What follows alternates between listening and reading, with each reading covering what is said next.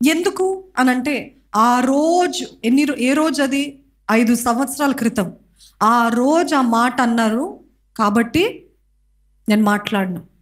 కానీ వారి జీవితాలు నేను చూసాను, కళ్ళారా చూసాను. ఇది కట్టుకథ కాదు, అంతకంతకు దిగజారిపోవడమే చూశాను. నిష్కలంకమైన కల్మషము లేని క్షమించే హృదయం కోసము దేవుడు ఎదురు చూస్తున్నాడండి.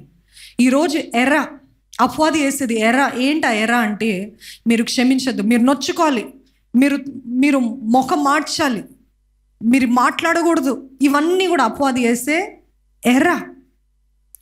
చిన్న విషయాలు బట్టి మనము నొప్పించబడితే ఈ చిన్నవే కదా, ఇది సంఘంలో చెప్పటం అవసరమా అని అంటారేమో.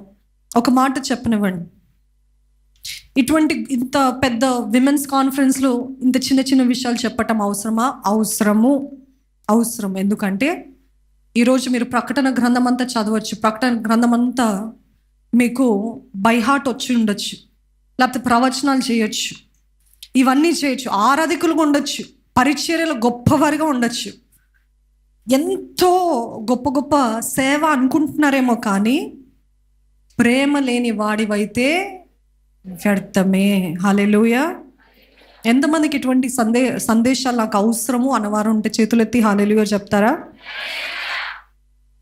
చిన్న విషయాలు బట్టి మనం అభ్యంతర పడితే, చిన్న విషయాలు బట్టి మనం నొచ్చుకుంటే, ఈ చిన్నదే కదా అది దేవుడు పట్టించుకోడు. దేవుడు పట్టించుకుంటాడు, నమ్మండి, దేవుడు పట్టించుకుంటాడు.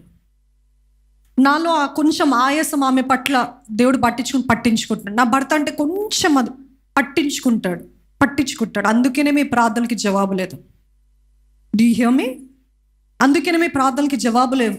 ఎందుకంటే ఆ చిన్న విషయం ఆ లోపల ఎక్కడో మూలలో దాక్కుని ఉంది, అపవాది మరుగుపరిచాడు.